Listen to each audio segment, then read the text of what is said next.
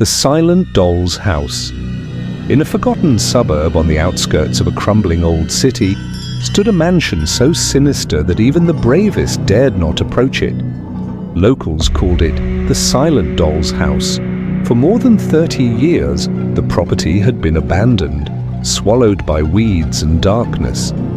Legends clung to it like cobwebs, strange lights flickering in its windows despite having no power, whispers of children's cries carried on the wind, and silhouettes lurking behind curtains, watching passers-by. Laila, a young woman with a passion for photography and urban exploration, had heard of the mansion from her grandmother. The old woman's face had gone pale at its mention, and she had warned Laila with trembling hands never to go near it. But Laila wasn't easily scared. She had filmed abandoned schools, underground tunnels, even decrepit hospitals rumored to be haunted. The mansion, she thought, would be her ultimate triumph, a viral sensation. On a bitterly cold evening, she packed her camera gear, a lantern, and a crowbar, just in case, and drove toward the forgotten neighborhood. The deeper she drove into the night, the stranger the world felt.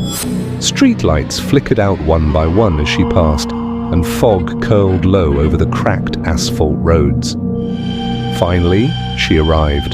The mansion loomed like a corpse of architecture, its towering frame skeletal, its paint stripped away, and its windows shattered like blind eyes. The rusted iron gates groaned in protest as she pushed them open, their screech cutting through the silence like a scream.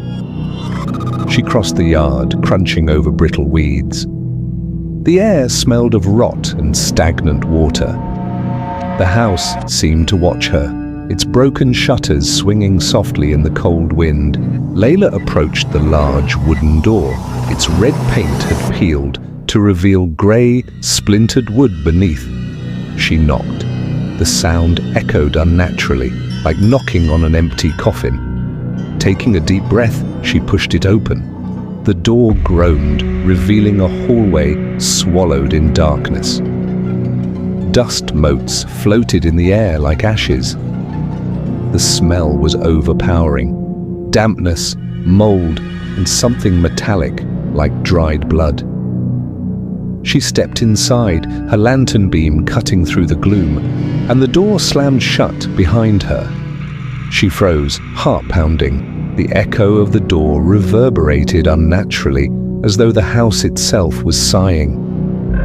Shaking off the unease, she began recording. The hallway stretched endlessly, lined with crooked picture frames and faded wallpaper peeling in curls. The floorboards creaked beneath her boots. She stopped when she noticed something on a shelf at the end of the corridor. A porcelain doll. It was small, dressed in a delicate white gown yellowed with age. Its glass eyes, gleaming in the lantern light, stared straight into her soul. Laila chuckled nervously. "Is this the famous haunted doll?" she whispered, her voice barely audible over the sound of her own heartbeat. She reached out and picked it up. The doll's cracked eyelid made one glassy eye appear to wander. Without thinking, she slipped it into her bag, a trophy. But as soon as she turned away, the air seemed to grow heavier. Her skin prickled. She swore she heard soft breathing behind her. Then came a giggle, a faint, childlike laugh drifting from above. Her breath hitched. She spun around, shining her lantern up the staircase, but saw only darkness. "Hello!" she called out, her voice trembling. No reply. Against her better judgment, she climbed the stairs. Each step groaned like a dying animal. The second floor was freezing, her breath visible in the beam of her lantern. She reached a hallway lined with closed doors. She opened the first door. Inside was a nursery, frozen in time, a small bed with shredded blankets, a rocking horse with one missing eye, and walls covered in crayon drawings of stick figures. None of the figures had faces. Suddenly, the door slammed behind her. She jumped, spinning around.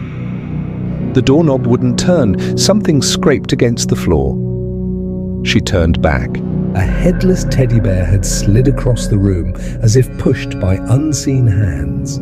Laila yanked the door with all her strength and it burst open. She bolted down the hallway, heart hammering. But the hall seemed endless. She ran and ran, yet the doors all looked the same. Then faint footsteps echoed behind her. She turned. A small figure stood at the far end of the hall. It was a child, its head bowed, its face obscured in shadow. "Give it back," the child whispered. Layla's voice trembled. "Give what back?" But the figure vanished. A door creaked open at the end of the hallway, revealing a staircase descending into pitch blackness. Something cold brushed her back, urging her forward. Against her instincts, she descended. The basement was suffocating. The air smelled of mildew and something sickly sweet like rotting flowers. She swept her lantern around and froze. Hundreds of porcelain dolls lined the shelves. Each one wore tattered, antique dresses. Some had missing limbs. Others had hair made from real human strands, yellowed with age. Their glass eyes reflected her light, following her. She crept deeper into the basement. The dolls' faces seemed to twist slightly in the flickering light, their expressions warped. Suddenly, one doll toppled from a shelf. It shattered. Inside, embedded in the shards, was a human tooth. Laila gagged. She stumbled back, and then she heard breathing. Heavy, raspy breathing behind her. She turned. A woman stood there. She wore a tattered white gown stained with something dark. Her hair was long, black and tangled, covering half her face. Her other eye glowed red like a burning coal. "Give me back my doll," she rasped, her voice like nails dragging across glass.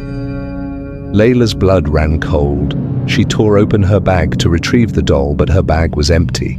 The doll was gone. Suddenly, icy fingers clamped around her throat. She choked, clawing at her neck as the woman lifted her slightly off the ground. The dolls around them began to move, heads turning, limbs twitching. Their eyes glowed red. A chorus of children's laughter filled the basement, overlapping into a deafening cacophony. The spirit's face twisted into a grotesque smile as she whispered in Layla's ear, "You'll join my collection." Laila tried to scream, but no sound came out. The dolls slid from their shelves and crawled toward her on tiny hands and feet. Their porcelain faces cracked open, revealing jagged teeth. The ghost pressed her icy palm to Layla's face. Her skin burned like frostbite. Darkness swallowed her vision. Weeks later, the mansion remained silent. Layla's camera was found lying just outside the rusted gate. Police reviewed the footage.